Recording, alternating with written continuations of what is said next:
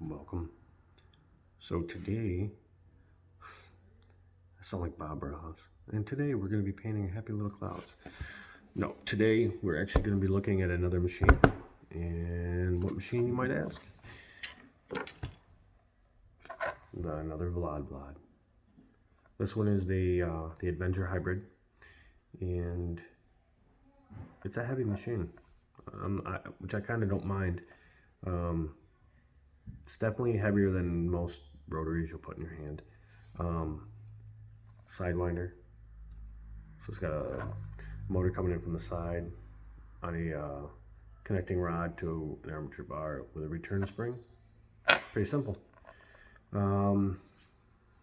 Guillotine vise. It's actually really nice. I love the fact that you can put your needle on and slide your tube up in. It's pretty awesome. Better than having to like jam your, because if you have a ground that's too big, some of those, some of these style, you're not. It's hard to get up in there. Hey, look, it's another blob. So yeah, some features I really like about it. It does run at low volts, and it stipples pretty well. It hammers. It's nice. This is at 5 volts and LED if you ever lose your way. So I'm running a traditional, and you can see that the needle's pretty up and down, and it's got a pretty solid hit.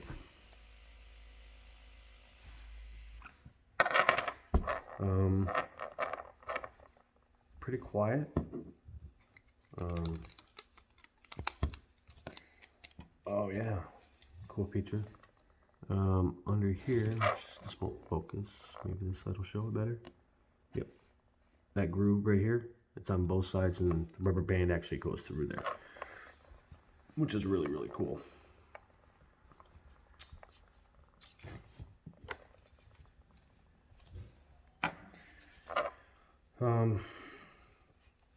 I like the angle of the RCA. Like how it's up out of your way, it's aiming up out of your way.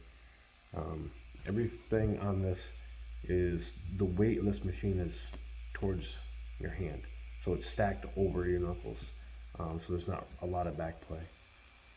The RCA connector is definitely better than on the Slidertron. Slider one I had to alter. This one is actually pretty solid. It's not, I mean, it takes a little bit to come off. It's not going to come off though, so I don't have to like augment this or anything or alter it to make it connect better. Yeah, I mean, it's the like this guillotine vise is, it grips. It doesn't really crush tubes. That was brand new.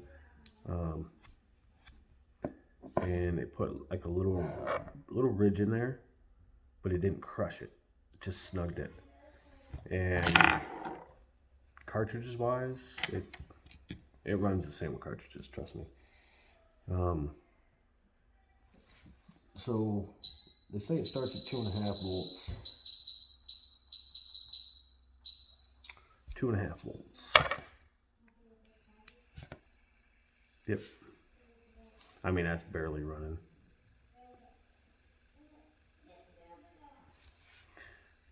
So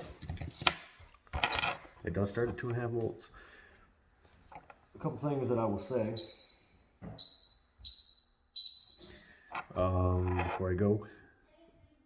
If this does hit too hard for you, like it may. I mean, it's literally, there's not really any adjustments you can do on this to change really the hit. The hit's what the hit is. There are a couple small things you can change to get it to either be a little more punchy if you want it to be. If you're gonna stipple, you're gonna want to run low volts. 4 volts. This still hits really good. Use paper towel. It'll wedge it on there. It'll help make your dots less washy, more solid. Same thing with lining. I lined it, 5 would be ideal. It packs for pretty much anything you want to do. If you want to run it a little softer, softer grommets. Find some really spongy ones. Actually, the ones that they came with it, but I throw them away when I'm done. These, the Vlad ones, they're actually pretty spongy, so it does soften it a little bit. But yeah, so first impressions is this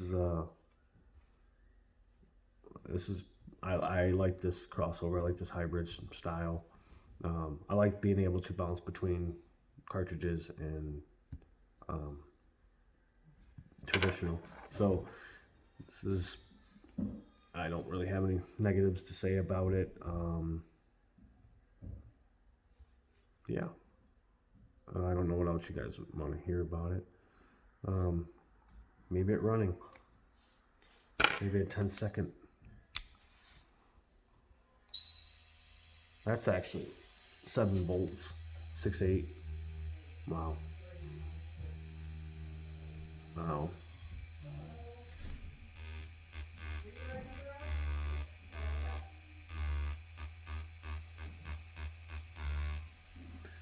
Sorry, I seen someone made a video using the Vlad's machines to do 7 nations. Well, yeah, that was at 7 volts, and it was still pretty quiet. See the cam in action. Connecting on.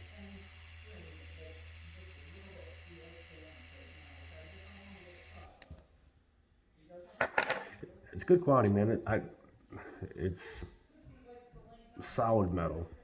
I don't know if this is, man, it's not aluminum. It's too heavy to be aluminum. Well, this maybe like a cast iron or something.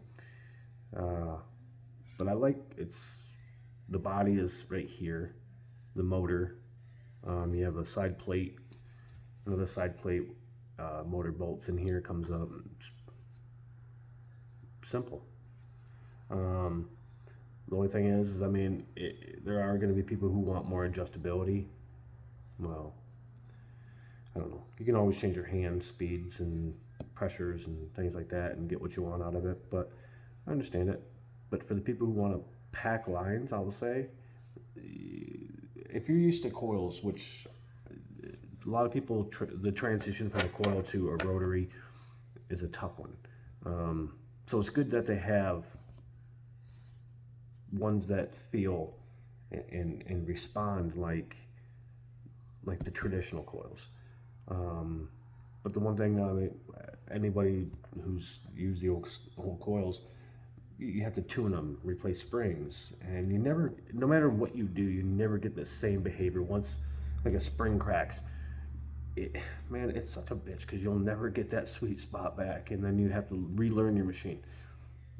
That's where stuff like this, a machine like this, that behaves the same every time. You know what I mean? So once you get into it, it's there every time you fire it up. It acts the same, it runs the same.